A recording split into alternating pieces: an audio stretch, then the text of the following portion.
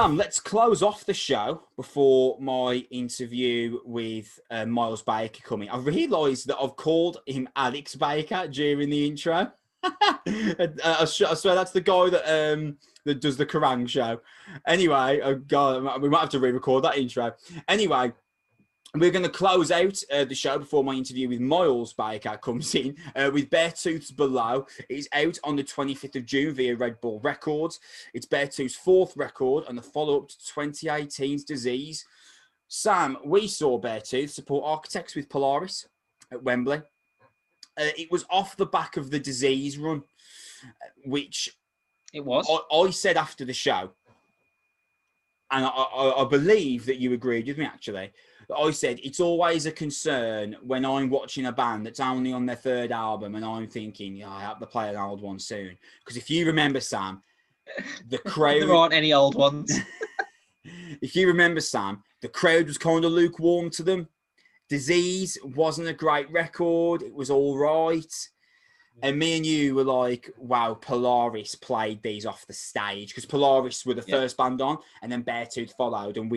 And me, you, and Leon, who was with us, we were all like, Polaris really showed Beartooth up, man. Like, and then we kind of left being like, I'm kind of worried about Beartooth. You know, like, what if the next album isn't great? Because this show, this is Architects headlining Wembley, Beartooth supporting. You would think ideal demographic and fan set for Beartooth, and it was a real lukewarm reception from what I can remember. So I honestly started worrying for them. So I went into this record kind of nervous, Sam. I was worried that maybe Beartooth's best days would maybe not be behind them, but maybe they would be approaching the point where we're already at the point where we say we don't need any more Beartooth and it's only their fourth album. What were your thoughts on Beartooth going into this record? Kind of similar. To the point where there's been sort of like a blueprint established with Beartooth sound. And I was already thinking to myself, I hope they move away from it and try something different, otherwise we're going to be locked into what they are. I have a theory on Beartooth I wanted to share with you. It's an analogy that I've been working on, just meandering to myself today. Have you watched Fast and Furious, Chris? Yes, I know where you're going. Go on. Beartooth are the Fast and Furious franchise, Chris. Yeah. So I know exactly what I'm going to get from a Fast and Furious film. I'm going to sit there for 90 minutes or so. I'm going to enjoy myself. I'm going to laugh at the occasionally funny bits. I'll enjoy it. It's a decent thrill ride. And then I'll walk out the cinema and never think about Fast and Furious films ever again. 2 years later, there will be another one and I will do the same thing. Yeah. And that is happening with this Beartooth record. So that means I'm thoroughly looking forward to Beartooth 5, More Bear, More Tooth. It's going to be coming in 2023. But other than that... Other than that, that was so cheap. That was so cheap. I don't care. I don't care. But that's where we are with this. I quite like Disease in parts. There's a song on it called Bad Listener that I really enjoyed. But the rest of it was fairly redundant because it was identical to the previous album, which was identical to the previous album before that. And I was thinking to myself, if they're gonna differentiate and move forward, there's got to be a change of pace on this new record. So that was my approach going in, and I think by the sounds of your monologue and a little bit of the sounds of ours, both fears and concerns have been justified, haven't they? This is the thing, Sam. Right, I'm going to read you a quote written from the liner notes that we had that came with this record. Written, performed, produced, engineered, mixed, and mastered by Caleb Schaumer. I mean, please, right? Like, seriously, dude, like, he writes, he does everything.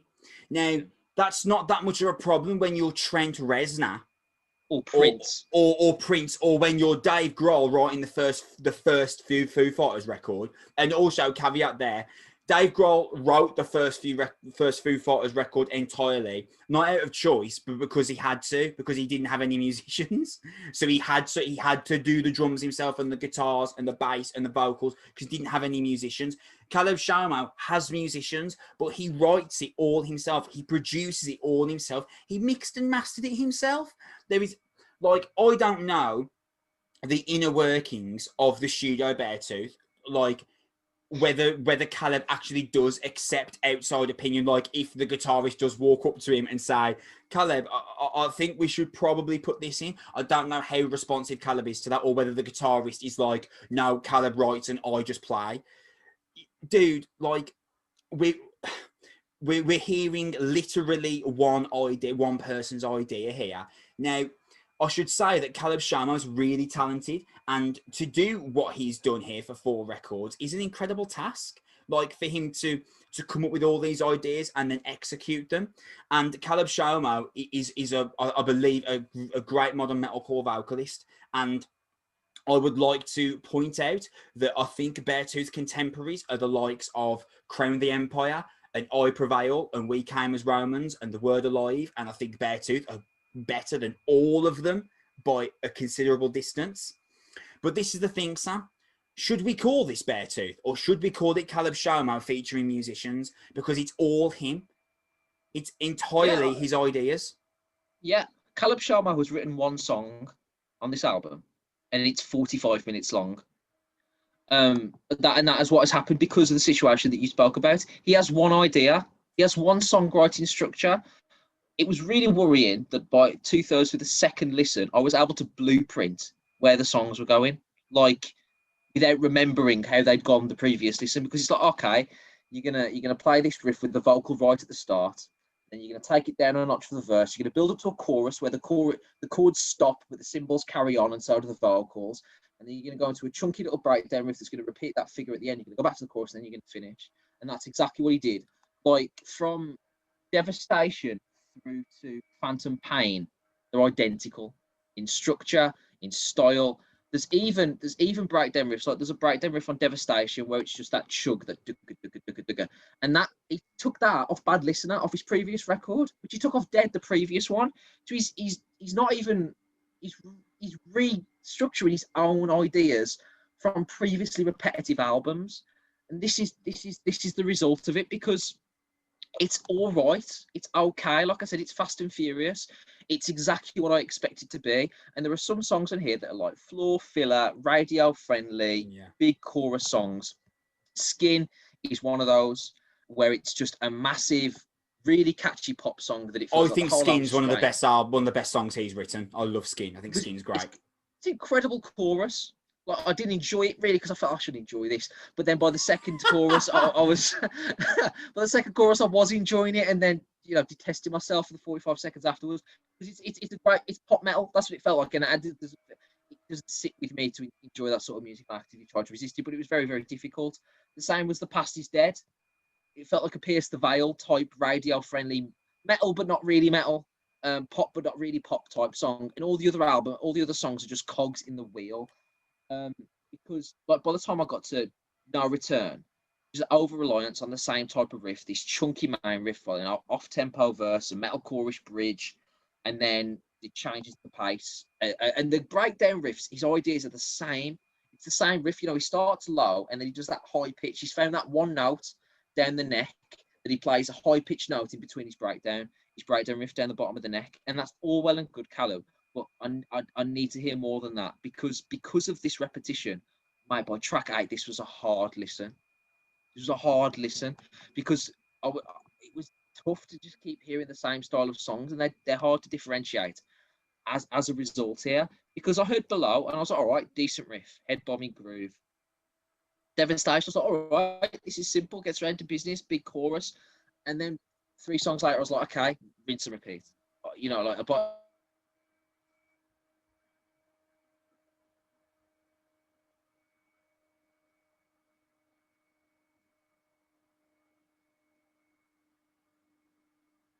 But vocal, but I like his vocals, but I like that it's just feels completely different, and has a massive advantage over all of the other seemingly identical Beartooth songs, and that is the problem here. This is not bad. I enjoyed it as I was listening to it. There were parts that I clicked my fingers and nodded along and tapped my feet and did the air guitar thing above my head and things like that. But I will put this down and I will not think about it again for another 18 months until I listen to it for context for the next Beartooth record that I'll say the same thing about in 2 years. And Caleb Shaw will write and produce and play it all again.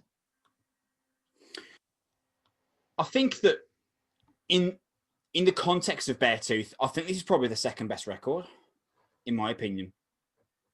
Oh, really? I would go disgusting. Aggressive, then this? No, I would go disgusting, then this, then aggressive, then disease. Okay, fair enough. So, actually, saying that, when was the last time you listened to Disgusting? It's going to be a long time ago, but just for my curiosity, when was the last time you listened to Disgusting? Probably in 2018. Mate, that album's production, you listen to Disgusting, that album's production is rough.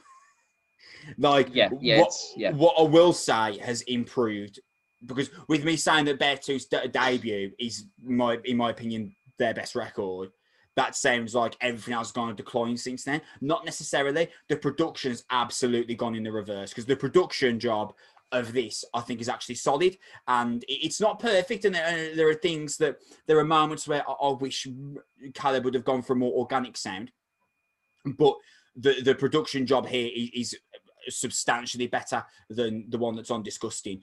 What I think for this record is that it's great at doing what Beartooth, or, like, as we've discussed, should we just say Caleb Shaumo, is already great at, because he's a great vocalist and he's great at being the centerpiece. So on Below, when his echoed vocal breaks into the classic Beartooth style high octane riff, and he's got that beautiful chorus line, "Take me down, see how low I go," that he kind of croons across it, you're like, wow, okay, like, I'm in. Let's keep this going. And then Devastation is I think Devastation is the example of how much better Beartooth are than their contemporaries that I mentioned earlier, the I Prevails, the Word of Lives, because this song, any single one of Crown the Empire, the Word Alive, Memphis Mayfire, etc. from that crowd, any of those bands could have written this song, but because Caleb delivers it with such vibrancy and finesse, it's just the best version of that crowd. And then the problem setting what you started talking about, because when Fed Up turns up, that's where it becomes an issue that everything's written by Caleb, because Fed Up is fine. There's nothing wrong with it. It's got a good hook on the chorus. It's got a nice bite to it. But I can't help but wonder what the tracks that are like 5 or 6 out of 10s would have sounded like if an outside party tapped Caleb on the shoulder and was like, what about if we did this? Now, I don't know what their process is like inside the studio, whether it is literally Caleb that has written it and passes it to the band and they perform it with him, or whether he does actually take outside influence. I don't know that. But because in the liner notes, it literally says written, performed, produced, mastered, mixed and engineered by Caleb, I'm assuming he does it all, passes it to them, write this, perform this while I press record and I do the vocals. I'm assuming it's that. And on songs like Fed Up, that's where it's the problem, because that's what an album filler track. It's really like just okay. But what if it had some? What if there was an idea that made it better than that? Do you remember we were talking about the new Periphery record, Periphery 4, Hail Stan? Yeah. And we were like, the biggest problem with this is that they've produced it themselves, and they haven't had that outside voice to come in and be like, you don't need Blood Eagle to be 16 minutes, lads. There's no need. You can take 7 minutes off easily. There's no need for this to be 16 minutes. Yeah. And that I'm convinced that's what Caleb Shaumo / Beartooth is missing, that outside voice. With that said, Skin is, in my opinion, one of the best songs that Beartooth have written. I Won't Give Up has got an unbelievably like swift flow, and when it like transitions really smoothly into that high amped chorus, it's like an absolute chest beater. The hook in it is absolutely insane. I knew you'd like that because it reminded me of Don Brocco. Mate, the hook on it is absolutely wicked. Like, it's so good. But even that was a microcosm of the Beartooth problem, because it was the first time I heard a different drum beat at the start of the song was the track before, and then he repeated the same drum beat in the second song in the introduction for this one. So I was like, even when they find a new idea, they repeat that one. But I agree with you. Obviously, there are great songwriting moments on this regardless. Sorry. No, you made a great point there. No Return is no. I think anyone listening, even the most hardened Beartooth fan that is listening to this review, you will get to No Return, and you will know that this album relies incredibly heavily on Caleb, because the instrumentation purposefully doesn't do much to stand out, because guess what? A vocalist has written it. A vocalist has written this album. So he's obviously going to situate the record to make sure he sounds great. But that's, as you listen to this record, mate, I'm with you. Oh my God, by the end of this record, it is like this has been like a carbon copy almost at points. What I would say as well, Dominate is probably the heaviest song that Beartooth have done. I'd like to add that point. The wince on the guitars is like kind of airlifted from hardcore, and I've never heard Caleb sound as straight up violent as he does on these verses. Yeah, blast beats as well. Blast beats. The breakdown is like, without a doubt, the nastiest like microcosm short segment of their career. Just wonderfully violent. So I do love Dominate. I do love Skin. I like Below. I like Devastation. I like The Past Is Dead. But the problem is the album tracks or the fillers, like Fed Up, No Return, Phantom Pain, Hell of It. Wow. It's like, man, Caleb, you've got to get someone else feeding you ideas, man. I think that I literally, for The Answer, which is like the song before the end, but like the song, the last riff is literally an instrumental. So like for The Answer, my note was like, it sticks to what the album highlights, decent instrumentals that are done specifically to back Caleb's vocal runs, that's fine. But what would an actual guitarist have done with this? Do you know what I mean? Because, we don't know how good Beartooth's musicians are, because Caleb doesn't let us find out. Obviously, they're accomplished musicians. They're great musicians because they perform these albums to a T with what they're given. But we're not allowed to find out how good they are.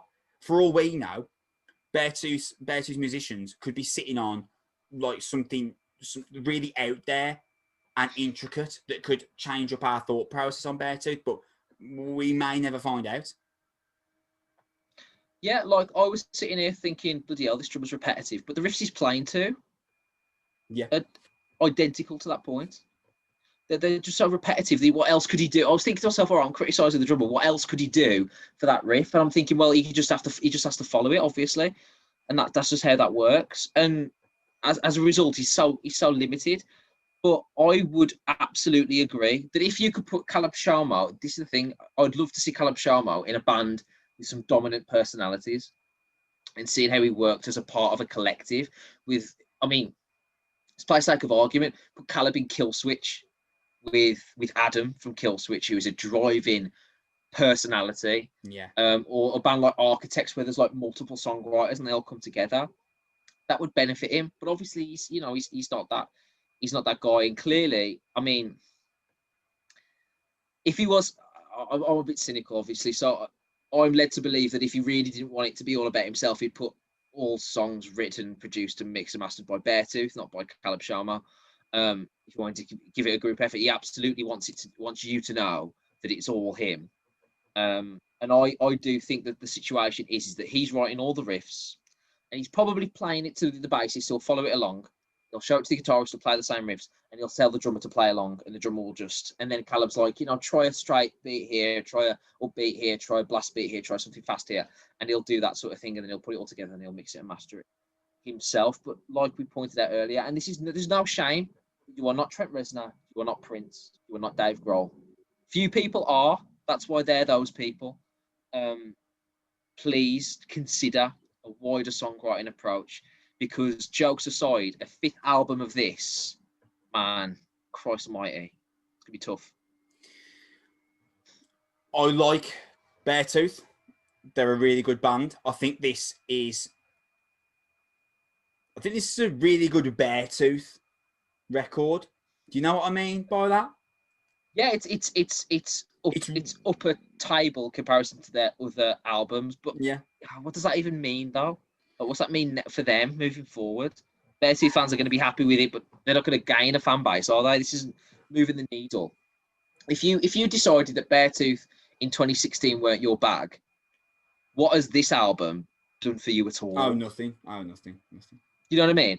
So, and me and you were Beartooth fans in 2016, and we're less enthused now. Are you more likely to see a Beartooth show as a result of this album? Nah.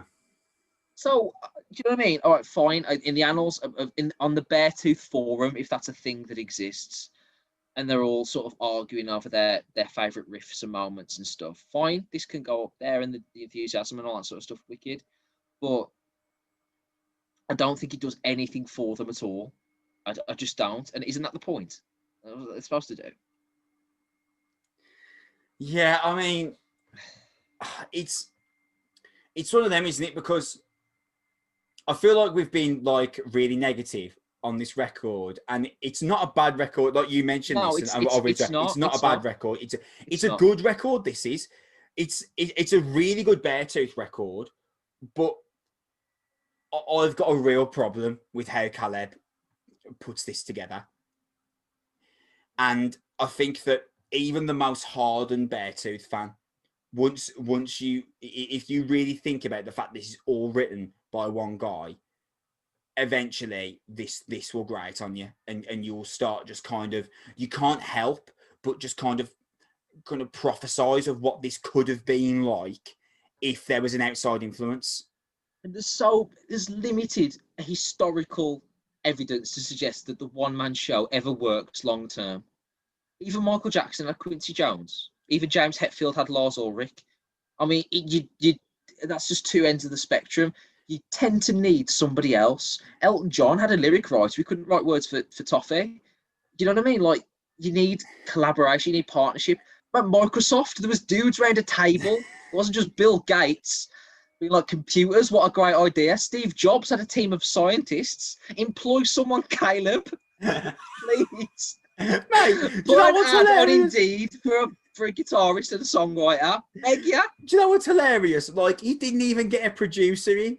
Do you know what I mean? Like, there's not even a producer that could come in and be like, Caleb, just so you know, right? Just so you know, this bit's not working, and it sounds really similar to what you just did. So let's do something different. There's not even a producer. It's like about to turn a light switch on, and Cal's like, no. Turn the light switch on. Literally on the computer himself. I'll get the donuts. Literally, like, it is entirely him. And you know what I want to find out, Sam? Because I've got for context, I've got the musicians here. Zach Huston, Will Dealey are the guitarist, Oshi Bisha is the bassist, and Connor Dennis is the drummer. I want to find out what they've got. I want to find out. Obviously, they're accomplished musicians, as I mentioned earlier. I want to find out what they can do when it comes to writing a record. I want to let us find the answers, please, Caleb. And if they haven't got it, then can you get someone in who has? Because, like, I can't listen to another album of this. It's so what, like, and I like this album. It's better than Disease. It's the second best Beartooth album in my opinion. Like, I like this album, but I really. So, like, me and you talk about, like, where artists can go and, you know, they need to change up and all that kind of thing. Sometimes when artists are kind of doing the same thing, but at least there's something different, like, you can still accept that. Like, I don't know, the Dirty Nil. So I love the Dirty Nil, right? Like, the Dirty Nil, they aren't making leaps of progression with every record, but there's a little bit different on every album that you listen to. Seriously, Sam, these 4 Beartooth records, apart from the fact that Disgusting has got really bad production, they are interchangeable at any point, and you wouldn't know. There's no way you would be able to tell the difference. That's not good. That's not good. No, it's not. No, he's not. And like I said, if you're a Beartooth fan in 2016, you probably still won in 2021. But if you didn't like them in 2017, then you're not going to have changed your opinion based on this at all. This doesn't move the needle for them in the slightest. And again, me and you have often said sometimes we criticise bands for not changing, and then when they change it, it's terrible. We say that it's terrible. That's the role of the critic. The critic, unfortunately, that's just the nature of the game. But I would like to see it, or at least Caleb. If you're not going to employ somebody else to write different styles of songs, can you give it a go? Could you try a clean guitar once in a while? Maybe a lengthier solo section. Maybe could you try a different riff, a different chord section, tune your guitar a different way, buy a piano, something, please. Like, could we just vary it somewhat? That's what I'd like to see. Because this, I agree, it's a good Beartooth record, whatever that means now in 2021, but it hasn't done what I assume Caleb wants it to do. If Caleb wants it to do stuff like that, it hasn't. Moving forward and stuff, it hasn't done that for him. It's a strange one. With all that said, believe it or not, it's a good album. You should listen to it. Out June 25th. Beartooth, you'll like it, bro. Yeah. Like the last one, it's that. Yeah. Just listen to like more of that. Oh man, if you're a Beartooth fan, get on it. You'll absolutely love it. Loads of Beartooth in that. That is where we are going to leave off episode 72 of the Noizze Podcast before my interview with Miles Baker comes in. We are going to be back next week, actually. I was mentioning at the start of the intro, which actually I am going to re-record because I can't call the name of the person I'm interviewing by the wrong name in literally the intro. But we mentioned in the intro that sometimes we do weekly episodes, and next week we are going to come to you with our review of the new At the Gates record, with a classic Swedish death metal coming your way. So very, very excited to do that one. For now, here is my interview with Miles Baker from Interloper. Thank you so much for listening. Remember to subscribe to us on YouTube or follow us, depending on whichever service you're using. Follow us on Twitter at Noizze Podcast. We're going to be back next week with an At the Gates review. We love you. Bye.